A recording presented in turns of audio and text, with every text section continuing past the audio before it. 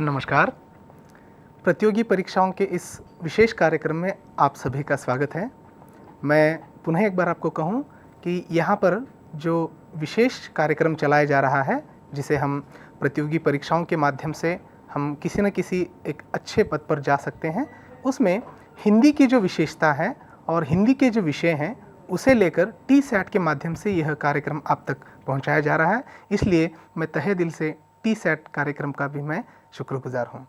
तो दर्शकों, मैं आपको यह बताना चाहता हूँ कि हिंदी अध्यापक भर्ती हेतु जो हाल ही में नोटिफिकेशंस आए हैं, उसमें स्कूल असिस्टेंट और लैंग्वेज पंडित के लिए जो विशेष पाठ्यक्रम है, उसकी आज हम चर्चा करेंगे, जिसमें मैं सबसे पहले आपको एक उसका जो प्लान है वो बताना चाहता हूँ, जिसमें हम देखेंगे कि कुल मिलाकर उसमें कितने प्रश्न आएंगे और उसके कुल अंक कितने हैं। तो चलिए हम देखते हैं। तो यहाँ पर प्रश्न पत्र का स्वरूप मैं यहाँ पर दिखा रहा हूँ, जो स्कूल असिस्टेंट और लैंग्वेज पंडित दोनों के लिए लगभग एक जैसा ही है, जिसमें आप देखेंगे कि करंट जीके और करंट अफेयर्स और जनरल नॉलेज के संबंधित जो है आपको 10 अंक दिए जाएंगे। इसमें 20 क्वेश्चंस होंगे, यानी 20 प्रश्न होंगे और 10 अंक होंगे। उसके पश्चात जो दूसरा विभाग आता है इसमें, वह है पर्सपेक्टिव्स इन एजुकेशन। इसे भी 10 अंक निर्धारित किए गए हैं और इससे संबंधित आपको 20 प्रश्न आएंगे। उसके पश्चात मुख्य भाग आता है कंटेंट का, जो कि हमारे हिंदी विषय के भाषा से संबंधित होता है। इसमें 44 मार्क के लिए यह दिया जाता है, जिसमें 88 प्रश्न आपको इसमें दिए जाते हैं। हर प्रश्न को आधा अंक निर्धारित है। उसके पश्चात जिस विषय की आज हम चर्चा करेंगे वह आता है टीचिंग मेथोडोलॉजी, शिक्षण, भाषा शिक्षण विषय हम इसे कह सकते हैं।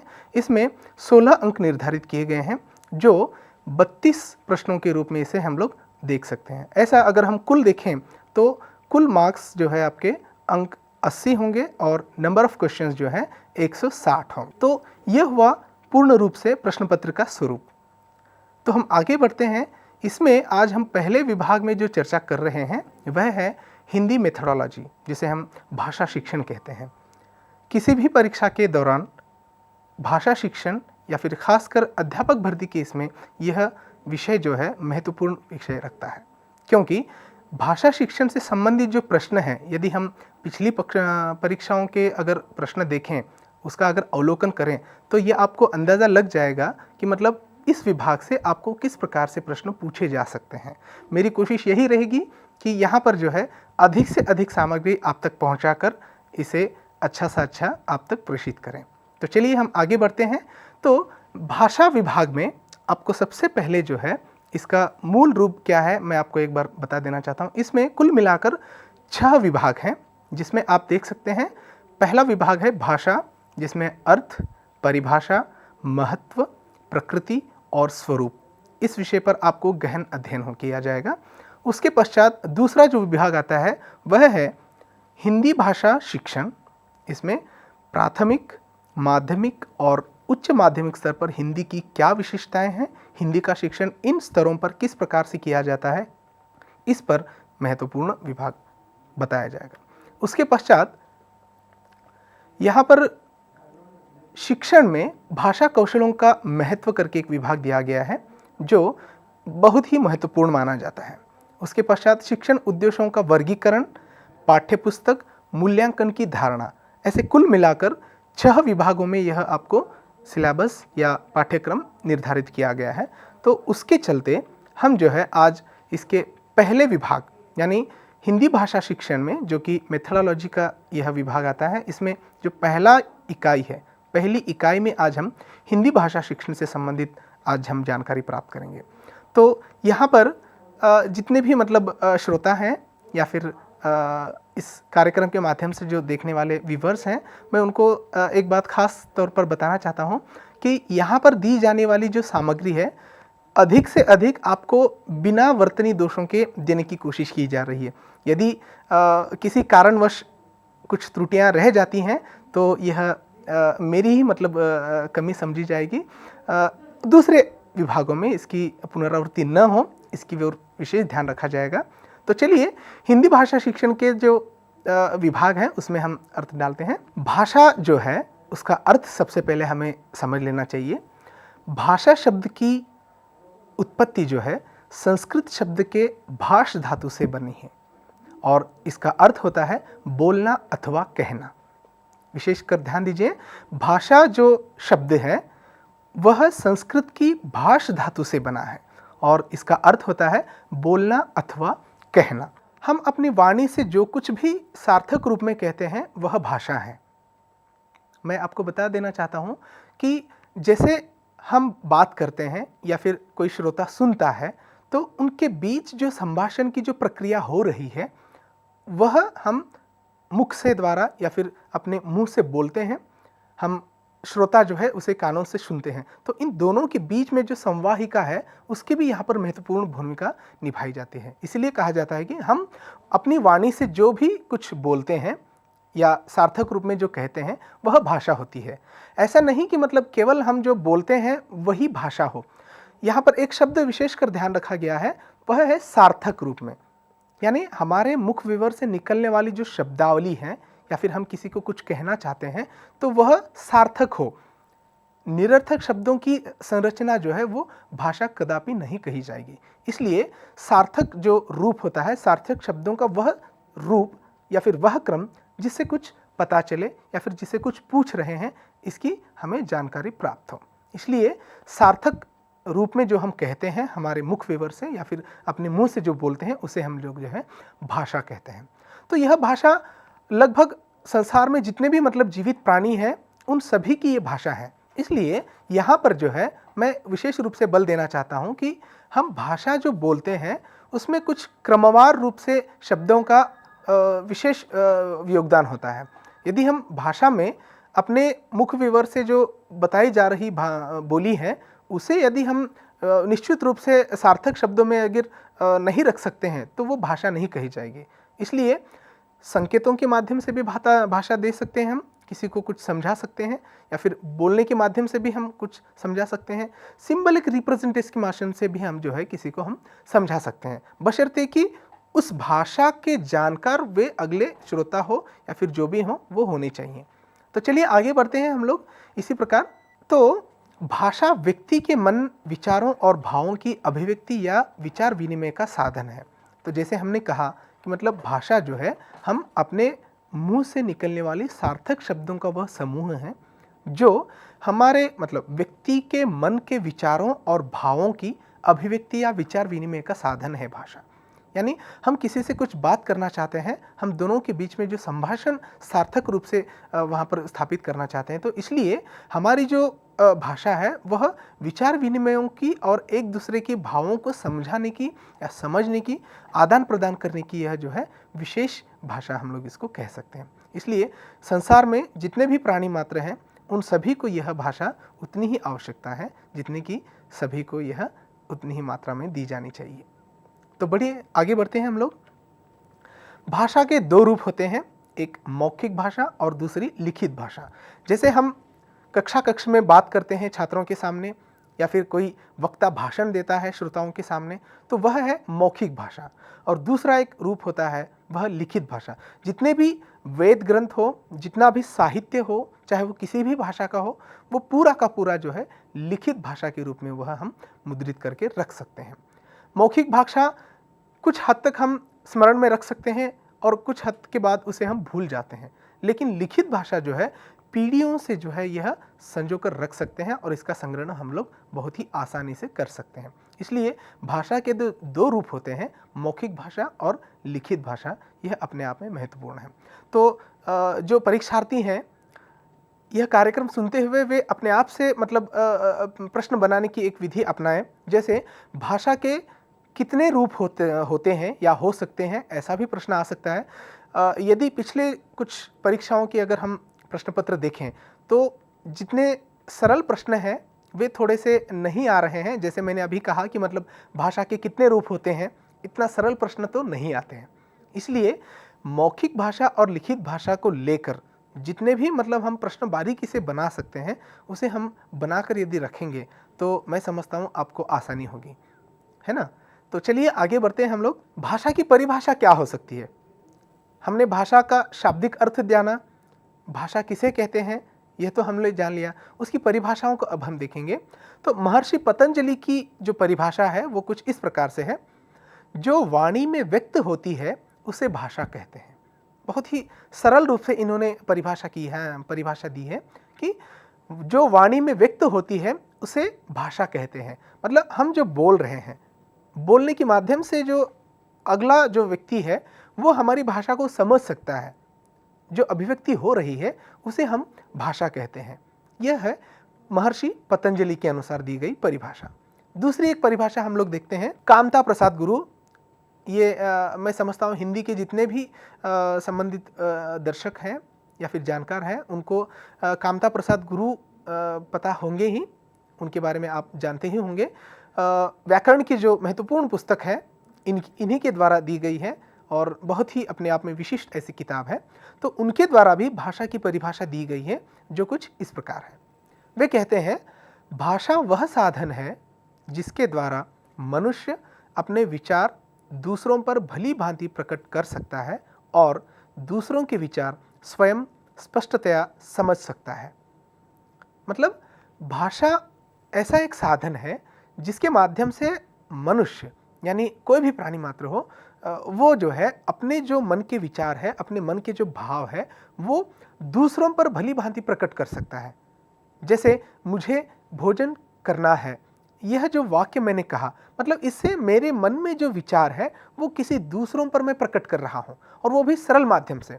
और दूसरे व्यक्तियों के जो विचार है वे विचार हम जो है स्पष्टतया समझ सकते हैं और ये समझने की जो प्रक्रिया है उसे हम भाषा कह सकते हैं करके पंडित कामता प्रसाद गुरु कह रहे हैं। मैं फिर से एक बार पढ़ता हूँ। भाषा वह साधन है जिसके द्वारा मनुष्य अपने विचारों दूसरों पर भली भांति प्रकट कर सकता है और दूसरों के विचार स्वयं स्पष्टतया समझ सकता है। यह हुई कामता प्रसाद के द्वारा दी गई भाषा की परिभाषा।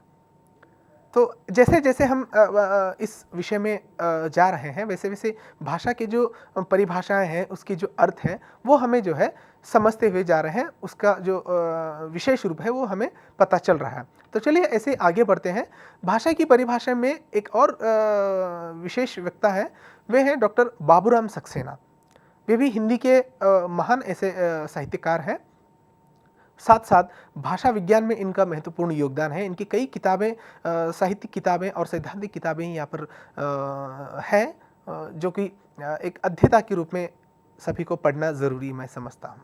उसमें भाषा की परिभाषा में ये बताते हैं, जो विशेष इनकी भी बात है, जिन ध्वनि चिन्हों द्वारा मनुष्य परस्पर विचारों या विचार विनिमय करता है उसको समष्टि रूप से भाषा कह सकते हैं।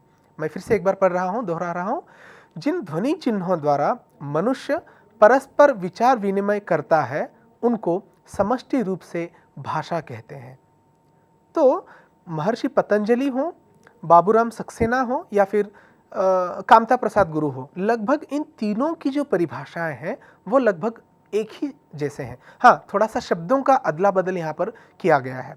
बाबूराम सक्सेना जी के अनुसार जो है, जिन ध्वनि चिन्हों के माध्यम से मनुष्य परस्पर विचार विनिमय करता है, मतलब हमारे मन के भावों को, हमारे दूसरे भावों को दूसरों के साथ जब हम शेयर करते हैं, परस्पर आदान प्रदान करते हैं, ऐसे चिन्हों को हम जो है भाषा कहते हैं। मतलब ध्वनि चिन्हों का यहाँ पर बहुत महत्वपूर्ण योगदान है। तो यह हुआ डॉक्टर बाबूराम सक्सेना के अनुसार दी गई परिभाषा। तो यहाँ पर मैं विशेष रूप से कहना चाहता हूँ कि परिभाषाओं को केवल यहाँ पर 3 ही परिभाषा दी गई हैं। वैसे तो देने के लिए कई सारे परिभाषाएं हैं, लेकिन जो महान लोगों ने, भाषा वैज्ञानिकों ने यहाँ पर जो परिभाषाएं दी गई हैं, पाश्चात्य वैज्ञानिकों ने भी बहुत सारी भाषाओं की परिभाषा दी है, लेकिन मैं विशेषकर हिंदी से संबंधित जो अध्येता हैं उन्हीं की भाषाओं की परिभाषा को मैंने यहाँ पर ली है, जिसमें कामता प्रसाद गुरु, महर्षि पतंजलि और डॉक्टर बाबूराम सक्सेना, इन तीनों की परिभाषाएं यहाँ पर विशेष रूप से दृष्टिगोचर है। उसके पश्चात हम आगे बढ़ते हैं। भाषा का महत्व क्या है? हमने यह तो जाना कि मतलब भाषा क्या है, उसका अर्थ क्या है, उसकी परिभाषा क्या है। तो भाषा की आवश्यकता क्या है, उसका महत्व क्या है, इसे हम देखते हैं। तो देखिए, भाषा मनुष्य के विचारों के संप्रेषण का महत्वपूर्ण माध्यम है। यानी भाषा जो है मनुष्य द्वारा जो भी विचार विनिमय कर रहा है, यानी जो संभाषण या संप्रेषण यहाँ पर जो किया जा रहा है, उसका एकमात्र और महत्वपूर्ण माध्यम भाषा ही है। इसलिए बिना भाषा के हम लोग विचार विनिमय नहीं कर सकते हैं, अपने मन के भावों को दूसरों तक नहीं पहुंचा सकते हैं। जैसे हमने कहा, भाषा मनुष्य के विचारों के संप्रेषण का महत्वपूर्ण माध्यम है। तो इसमें जो है भाषा के महत्व को मनुष्य ने समझकर, उसे पहचान कर उसका सदैव विकास किया है। मैं आपको विशेष बता दूं कि मनुष्य की जो भाषा है, आज हम जिस प्रकार की भाषा बोल रहे हैं, ज़रूरी नहीं कि उस प्रकार की भाषा हम हमेशा के लिए ही इस्तेमाल करें। जैसे जैसे मनुष्य सभ्यता की ओर बढ़ते गया, वैसे वैसे भाषा में भी परिवर्तन लाते गया। कहते हैं ना कि मतलब समाज जो है मनुष्य का एक प्रकार से दर्शन ही कहलाता है, क्योंकि मानव समाज में जो भी परिवर्तन आते रहते हैं, उसी के अनुसार हम भी अपने आप को बदलते हैं। उसी प्रकार प्राचीन काल से ही, जब से भाषा का उद्भव हुआ है, तब से इस महत्व को, भाषा के महत्व को पहचान कर जो है मनुष्य ने उसमें सदैव विकास करते आने का प्रयास किया है। जब व्यक्ति कोई बात मुंह से करता है या उसे लिखकर अभिव्यक्त करता है, तो उसकी भाषा में उसके अंतरंग भावों के साथ साथ उसका राज्य, वर्ग, जातीयता और प्रांतीयता भी कौंधती है। देखिए, यह बहुत ही महत्वपूर्ण मुद्दा यहाँ पर बताया गया है। जब व्यक्ति कोई बात मुंह से बात करता है या उसे लिखकर अभिव्यक्त करता है, तो उसकी भाषा में उसके अंतरंग भावों के साथ साथ उसका राज्य, वर्ग, जातीयता और प्रांतीयता भी कौंधती है।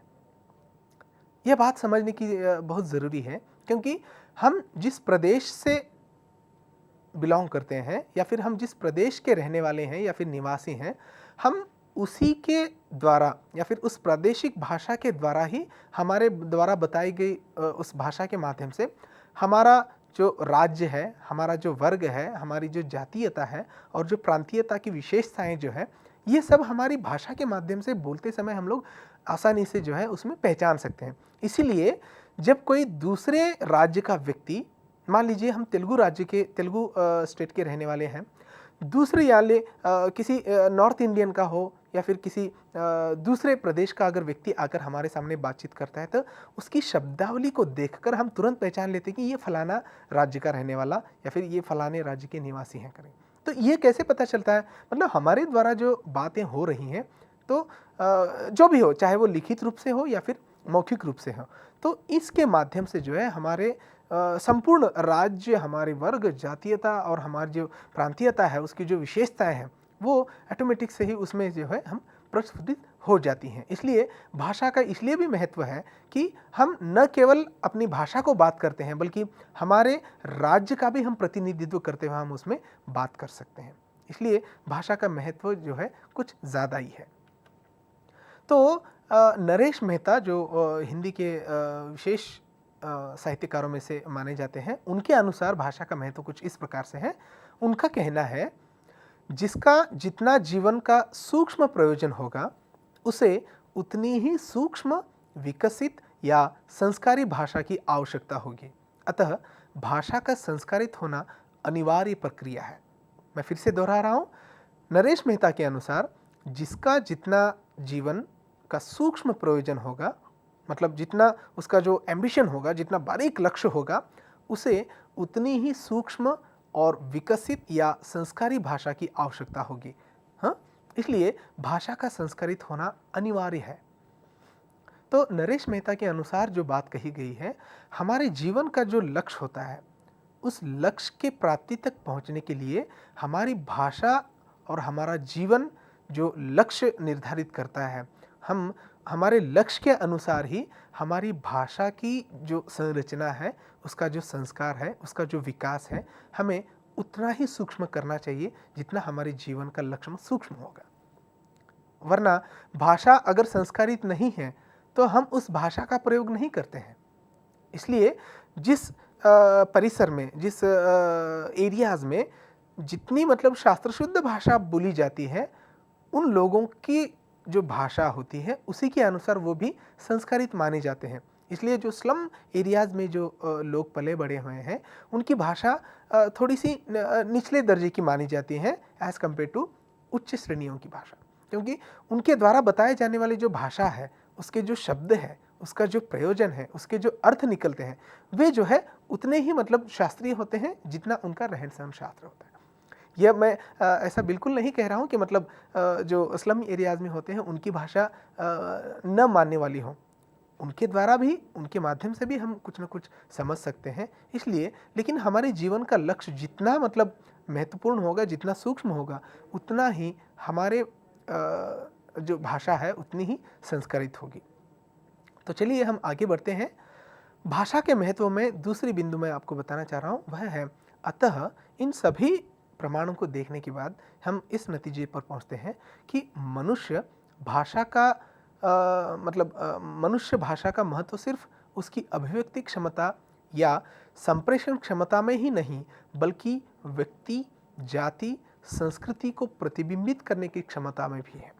मतलब हम जो भाषा बोलते हैं वह केवल हमारे द्वारा बताए गए मौखिक अभिव्यक्ति या फिर लिखित अभिव्यक्ति में ही संपूर्ण नहीं है, बल्कि हम हमारी जाति, संस्कृति और उसकी जो सभ्यता है, उस सभ्यता को प्रतिबिंबित करने की जो क्षमता है उस भाषा में होती है। जाति मतलब यहाँ पर कास्ट से नहीं, हमारी जो संस्कृति है, उस संस्कृति को यहाँ पर अभिव्यक्त करने की जो बात कही जा रही है, उस अभिव्यक्ति का ये साधन है। हम केवल एक दूसरे के विचारों को ही आदान प्रदान नहीं करते, बल्कि उस आदान प्रदान के माध्यम से हम दो अलग अलग व्यक्तियों की, दो अलग अलग संस्कृतियों का भी हम लोग आदान प्रदान हमारी भाषा के माध्यम से कर सकते हैं। इसलिए भाषा का महत्व जो है बहुत मायने रखता है। तो भाषा के महत्व को प्रतिबिंबित करने में कुछ जो शब्द हैं, कुछ जो तत्व हैं, वो तत्व यहाँ पर मैं बताना चाहूँगा। भाषा जो है संप्रेषण का माध्यम है। भाषा संप्रेषण का माध्यम है। समाज में रहकर संप्रेषण व्यापार या लोगों से बातचीत के लिए मनुष्य के पास भाषा ही एकमात्र माध्यम है। भाषिक आदान प्रदान से ही संप्रेषण संपन्न होता है। अतः भाषा का महत्व निर्विवाद है। भाषा इतनी महत्वपूर्ण है कि संसार के तमाम प्राणी मात्रों की जो अभिव्यक्ति का जो साधन है वो एकमात्र भाषा ही है। भाषा के आदान प्रदान से ही संप्रेषण संपन्न होता है। इसलिए भाषा का जो महत्व है वो किसी भी प्रकार से निर्विवाद रूप से साबित होता है।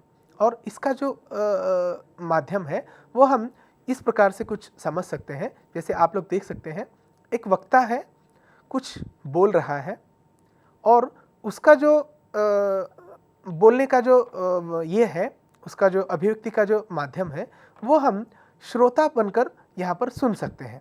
मतलब वक्ता जब बोलता है तो वो श्रोता सुन लेता है।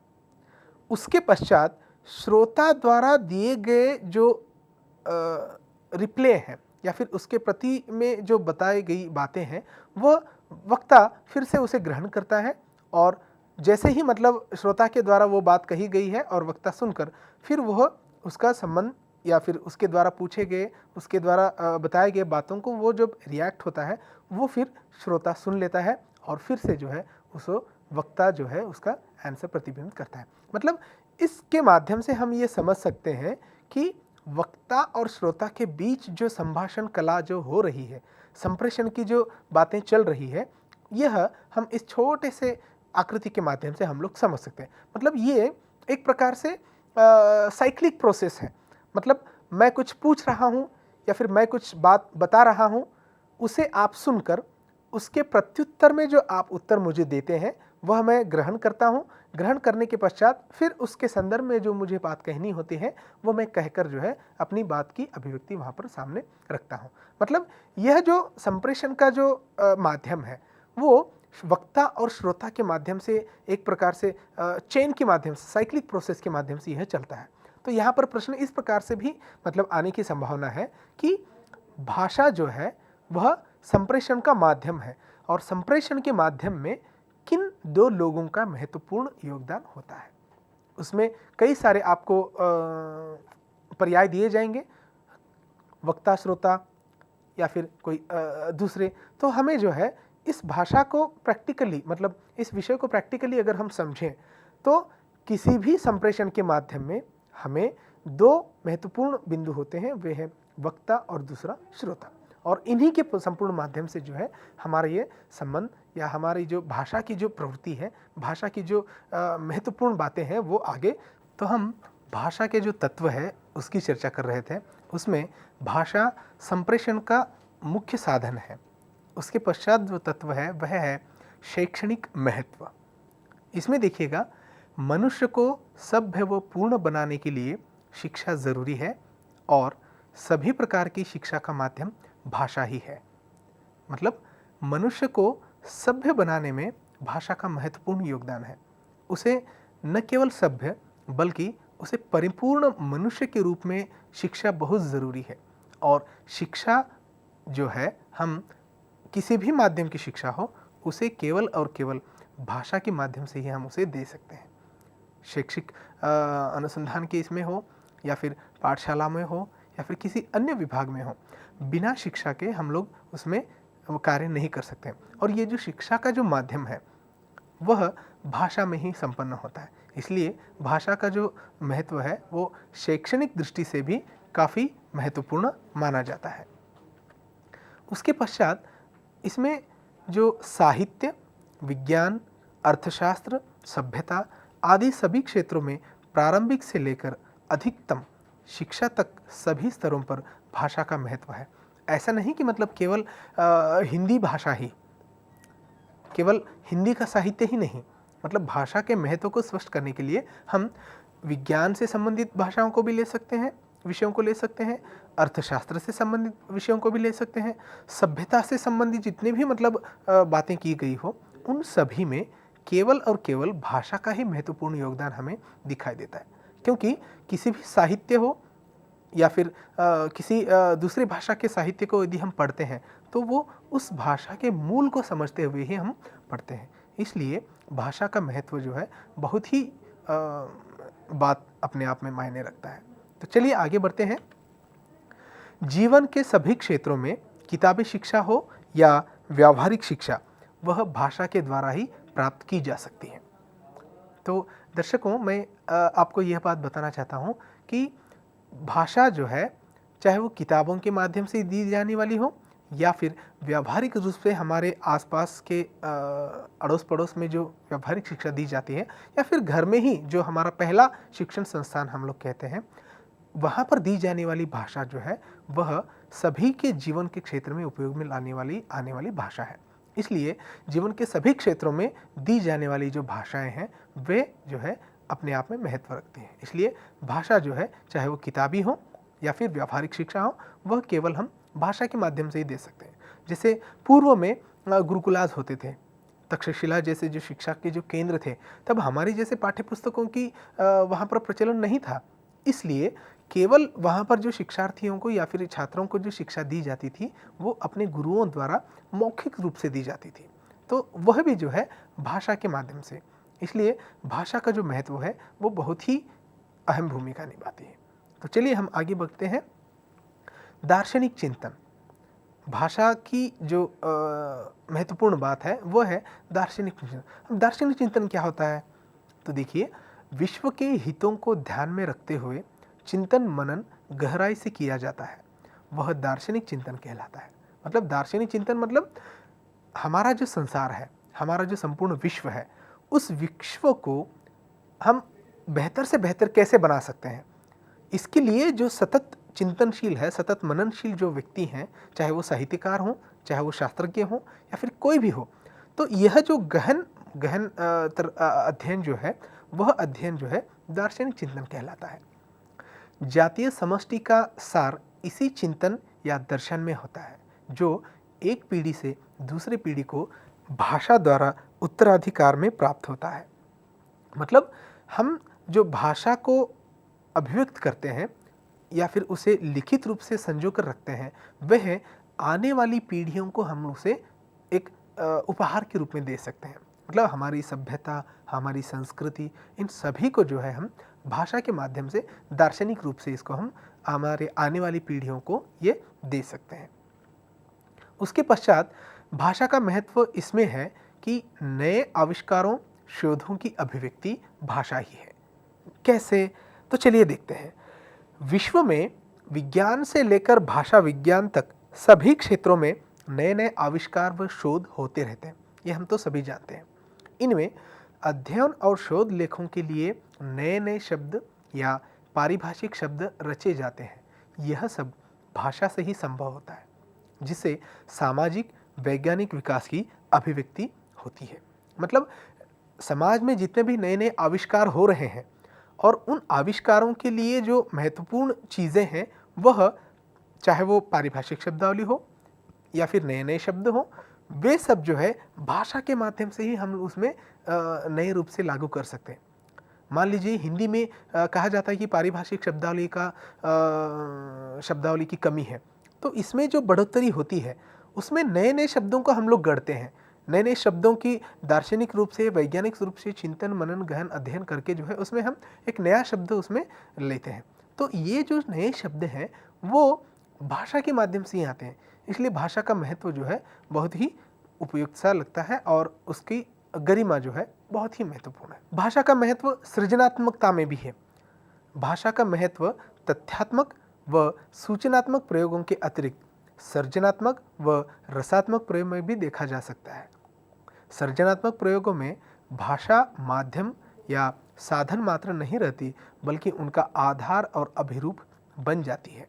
मतलब सृजन करने की जो आवश्यकता हमें पड़ती है, साहित्य जो है अलग अलग लेखकों, कवियों, रचनाकारों के सृजन का वो फल है।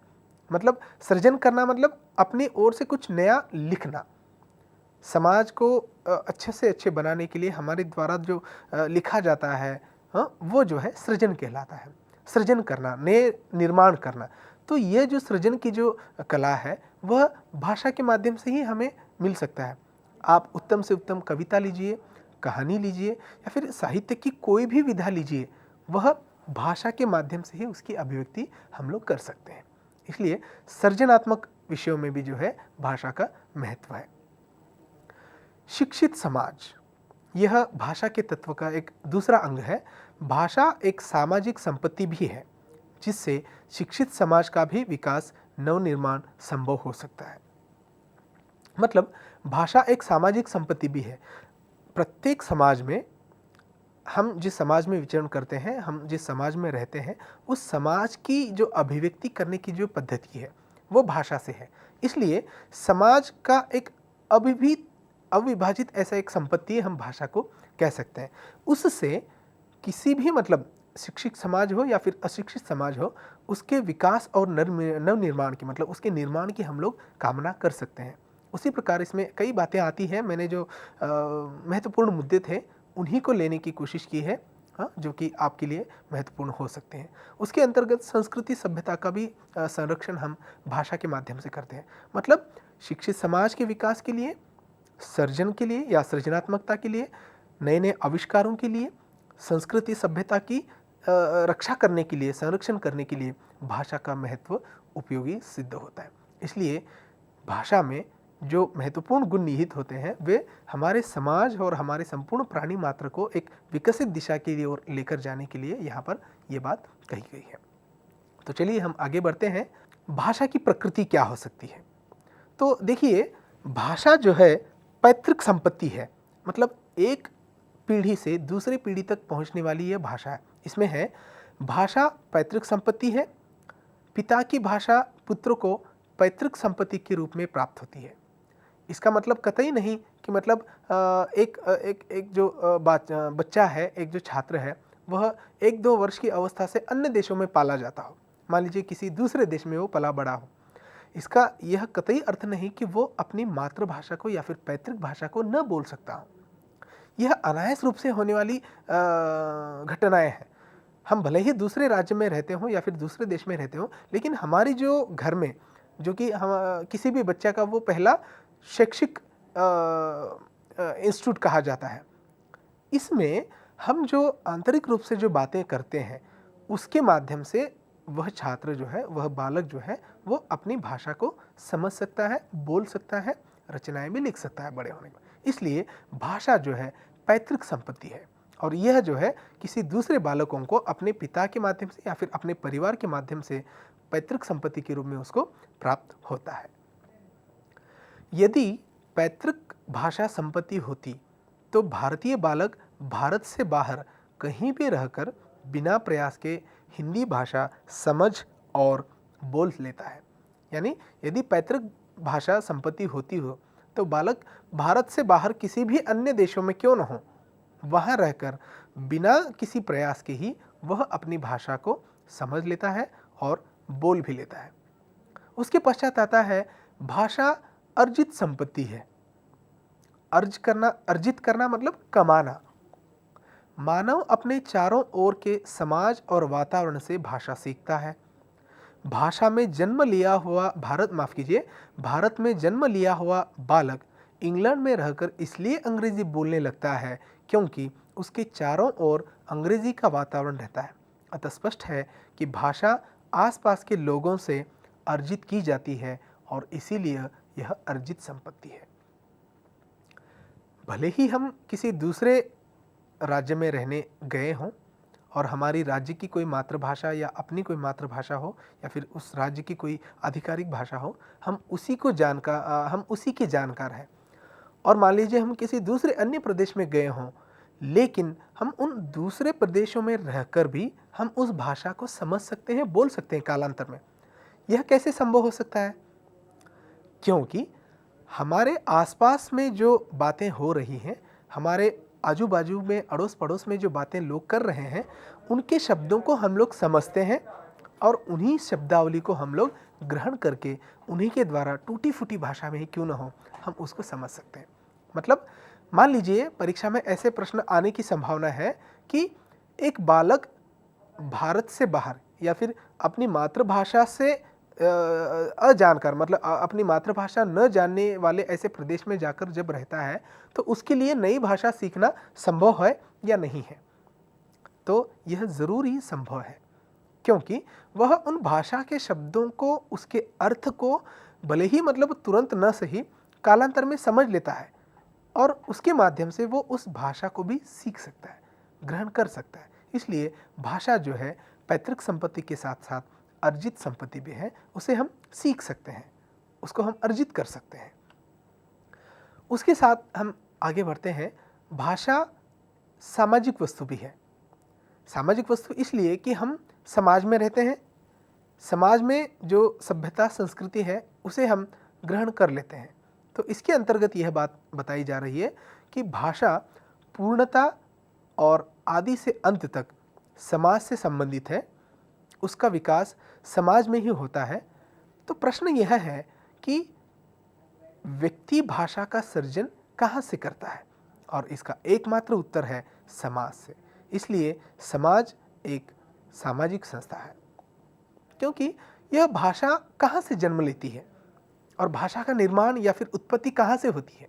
हमने पहले ही बता दिया कि मतलब हमारे मुख से या फिर मुख वेव से निकलने वाली यादृच्छिक शब्दों की वह समूह एक शब्दावली है जिसे हम भाषा कहते हैं। तो यह केवल और केवल समाज से ही संभव है। कोई भी मनुष्य हो वो किसी न किसी एक समाज का अंग है, और इसीलिए यह जो भाषा है वो समाज से ही उत्पन्न होती है। इसलिए भाषा एक सामाजिक वस्तु कहलाती है। भाषा परंपरा है, व्यक्ति उसका अर्जन कर सकता है, उत्पन्न नहीं। यहाँ पर प्रश्न चिन्ह लगाया गया है, वह इसलिए कि देखिए भाषा परंपरागत वस्तु है, व्यक्ति उसका अर्जन परंपरा और समाज से करता है। एक व्यक्ति उसमें परिवर्तन तो कर सकता है, किंतु उसे उत्पन्न नहीं कर सकता। समाज और परंपरा ही भाषा के जनक और जननी है। माफ़ कीजिए, यहाँ पर जननी के ज के बाद एक आ की मात्रा आई है। वो मैंने पहले ही कहा कि मतलब हिंदी के माध्यम से बताई जाने वाली यह पहली ही कक्षा है।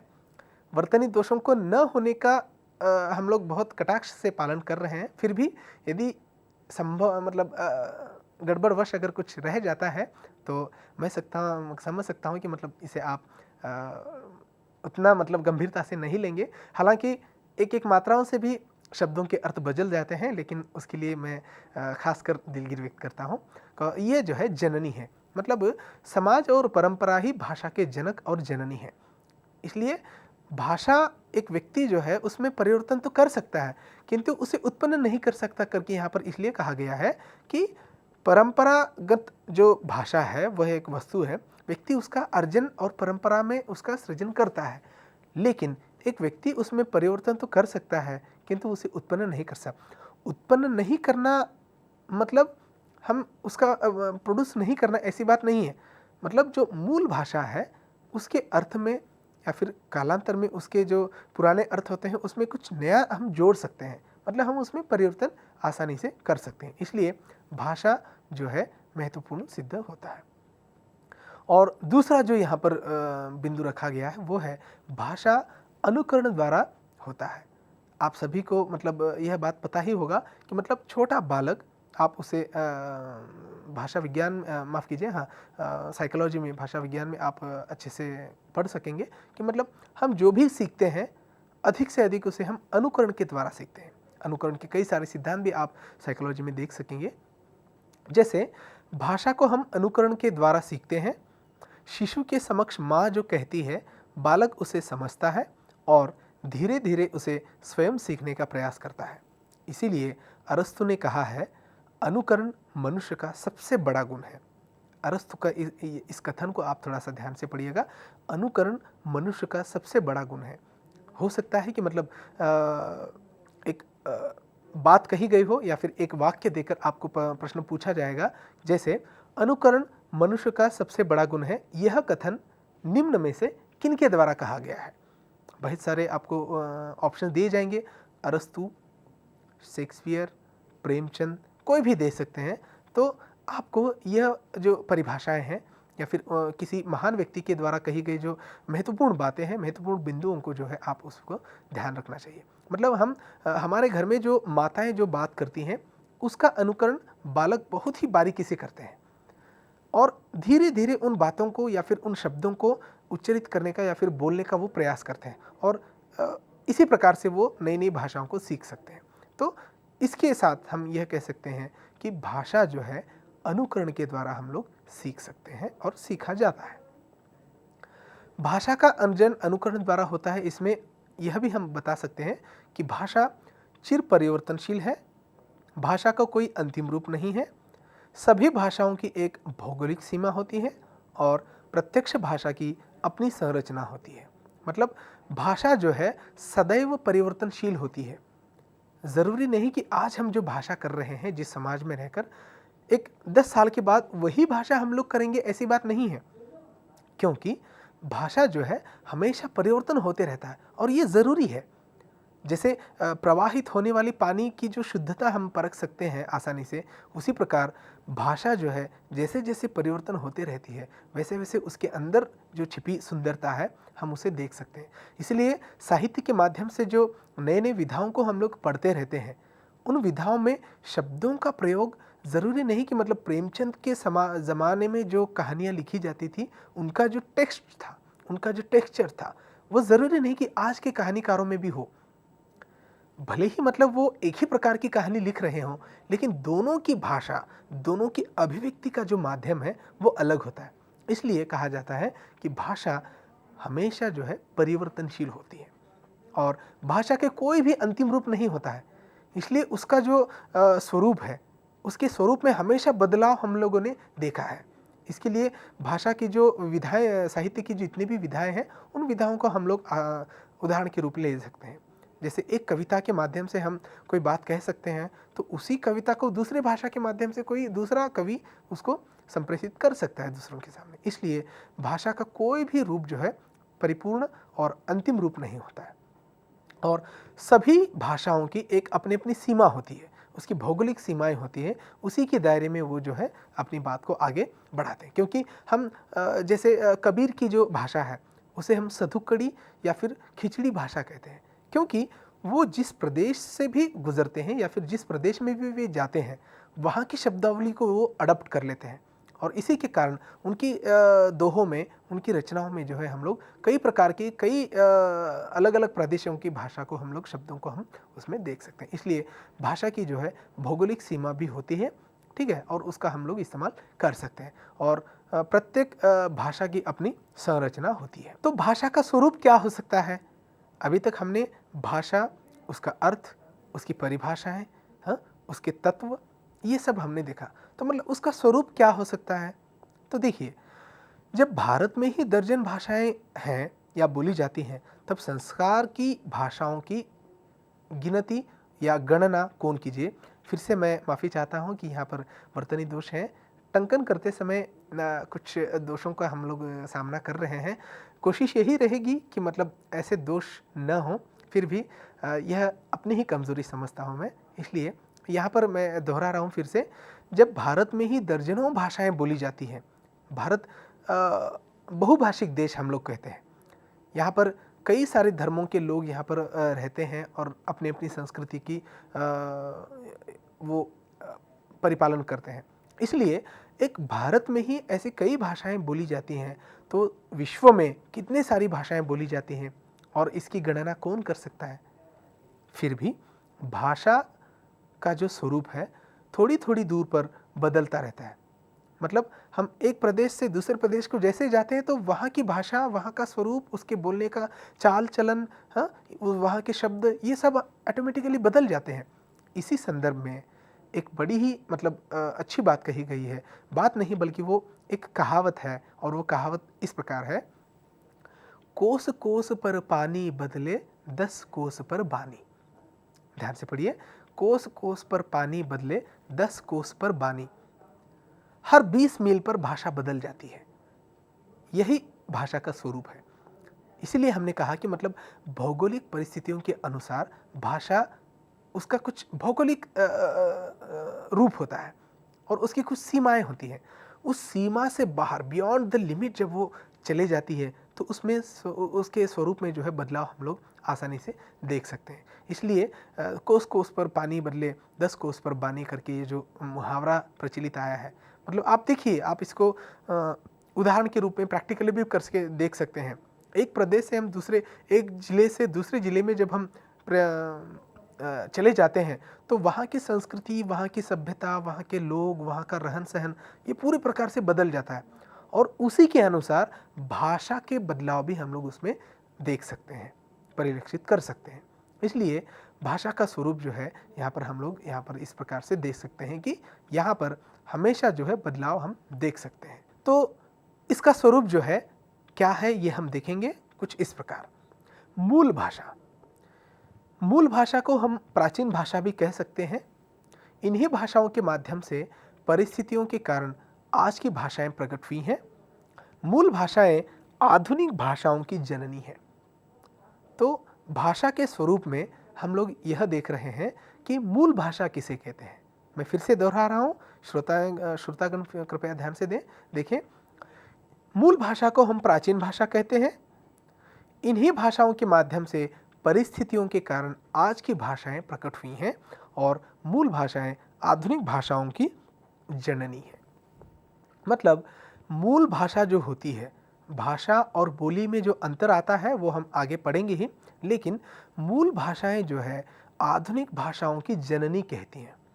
जैसे संस्कृत के माध्यम से हम लोग हिंदी की रचना देखते हैं, तो उसमें हम लोग यह देखते हैं कि मूल भाषा जो है सभी भाषाओं की जननी है।